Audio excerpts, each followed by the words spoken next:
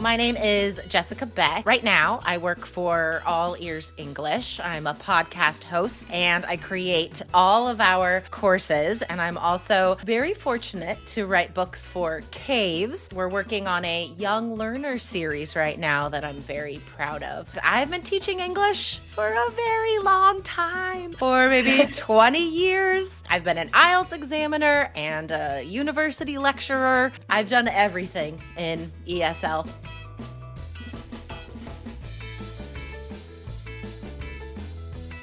The goal is really for young people to learn things that they find interesting and fascinating about the world and about other cultures. So they can be curious, they can be respectful, and they can learn empathy. So when they interact with people who don't look like them, who don't talk like them, who aren't the same as they are, they're not afraid, they're not hateful, they're curious and respectful. They are able to start conversations with new people, ask questions, learn more about the world and their own interests. They can develop positive relationships and connections with other people. In the future, that skill will help them at work.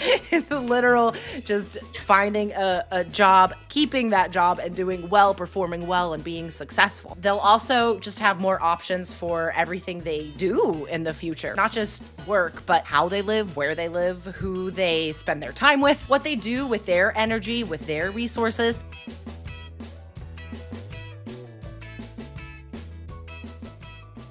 So speaking as an adult who didn't benefit from this growing up, social emotional learning did not exist when I was growing up. So I am so thankful that this does exist today for young learners, like my son, for example. It makes me very hopeful for the future of our society. So these are skills that create strong individuals, as I said, who can participate healthily in their family, in their neighborhood, their community, and their society on every level. If individuals have more awareness of their own needs and more care and respect for others, just think about it. So many of today's problems would be gone.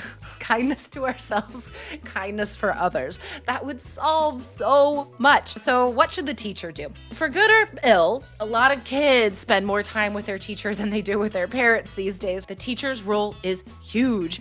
I would really just say the biggest takeaway here would be to look for teachable moments. For example, if you notice two students having a difficult interaction with each other, or maybe a student is having trouble controlling their emotions, the answer isn't punishment. The answer isn't to ignore what's happening. That used to be what we do. You punish people, you tell them wrong, emotions are bad or something, or teachers just ignore bad behavior because they don't want to deal with it. So don't do that. Use these difficult situations as a teaching moment. Talk directly, talk openly, be vulnerable with your students. Talk about what it's like to be a human. Say you understand. Talk about their option. The reality is, like, you're having a tough day, you're having a tough day. How do we deal with this? When we bring these things out into the open and really talk directly about their options, they realize it's not wrong, it's not bad, it's normal, and then they can learn how to handle it in a healthy way.